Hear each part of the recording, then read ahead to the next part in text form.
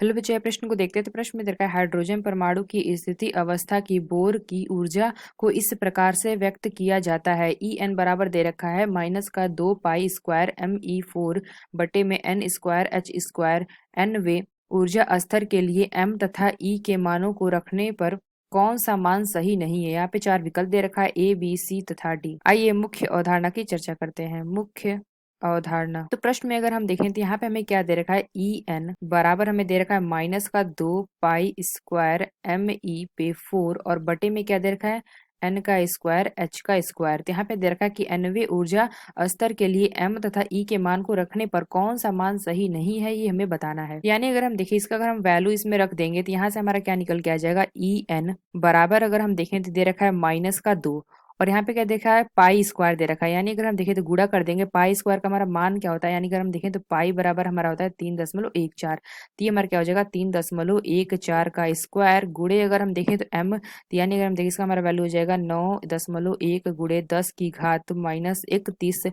और गुणे हमारा क्या हो जाएगा ई का 4, यानी इसका मान हो जाएगा 1.6 गुणे 10 की घात -19 का 4 बटे में अगर हम देखें तो n का स्क्वायर और यहाँ पे क्या दे रखा है h का स्क्वायर। तो इसका अगर हम स्क्वायर लिखेंगे तो ये हमारा क्या हो जाएगा, यहाँ से हमारा आ जाएगा n का स्क्वायर गुणे हमारा क्या हो जाएगा 6.6 गुणे 10 की घात -34 का स्क्वायर। तो यहाँ से अगर हम देखें तो ई एन की वैल्यू निकालेंगे तो ई एन की वैल्यू आ जाएगी एक माइनस का 13.6 बटे में हमारा क्या आ जाएगा n का स्क्वायर EVATOM। इसको हम मान लेते हैं समीकरण 1। तो यहाँ से अगर हम देखें तो एक ईवी बराबर हमारा क्या आ जाएगा 1.602 गुणे 10 की घात -19। तो यहाँ से अगर हम देखें तो ई एन की अगर हम वैल्यू निकालें ई एन तो बराबर क्या हो जाएगा, इसकी वैल्यू हम रख देंगे एक ईवी की। तो यहाँ पे हमारा क्या आ जाएगा माइनस का 13.6 गुणे 1.602 गुणे 10 की घात -19 बटे में हमारा क्या हो जाएगा एन का स्क्वायर और ये हमारा क्या हो जाएगा जे। तो यहाँ से हमने क्या देखा, एक मोल बराबर हमारा क्या होता है 6.022 गुणे 10 की घात 19। तो यहाँ से अगर हम देखें तो एक के जे बराबर होता है 10 की घात -3 और जे, और यहाँ पे एक जे बराबर निकालेंगे तो 10 की घात -3 के जे आ जाएगा। तो यहाँ से अगर हम निकाले ई एन की वैल्यू, ई एन बराबर अगर हम देखें तो माइनस का 21.8 गुणे 10 की घात -19 गुणे हमारा क्या हो जाएगा 6.022 गुणे 10 की घात -23 बटे में हमारा क्या आ जाएगा, यहाँ से अगर हम देखें तो बटे में आ जाएगा 10 का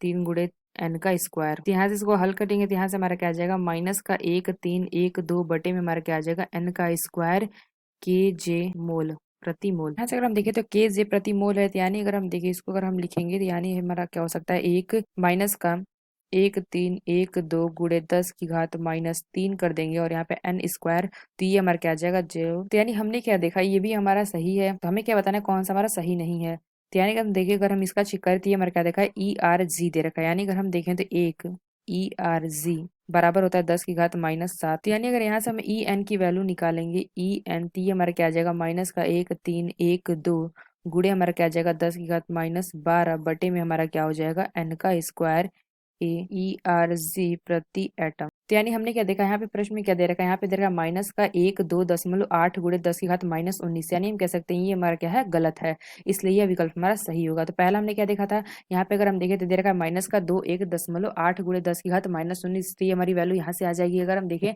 तो दूसरा में क्या दे रखा है माइनस का 13.6 बटे एन का स्क्वायर। यानी अगर हम देखें तो भी हमारी वैल्यू यहाँ से निकल के आ जाएगी। अगर हम देखें तो तीसरा हमने क्या दे रखा है माइनस का 1312 बटे एन स्क्वायर। यानी हमने देखा यहाँ पे ये हमारी वैल्यू यहाँ से आ जाएगी। हमने कहा जो हमारे प्रश्न में क्या पूछा है तो कौन सा मान सही नहीं है, तो यानी हम कह सकते हैं जो हमारा डी विकल्प है यह मान हमारा सही नहीं है, क्योंकि यहाँ पे अगर हम देखें तो ये हमारा क्या है माइनस का 1312 गुणे 10 की घात -12 बटे में एन स्क्वायर। यहाँ पे क्या दे रखा है माइनस का 1.2 गुणे 10 की घात -19 दे रखा है। यानी हम कह सकते हैं जो हमारा डी विकल्प है यह विकल्प हमारा सही होगा। तो आशा करते हैं आपको समझ में आया होगा। धन्यवाद।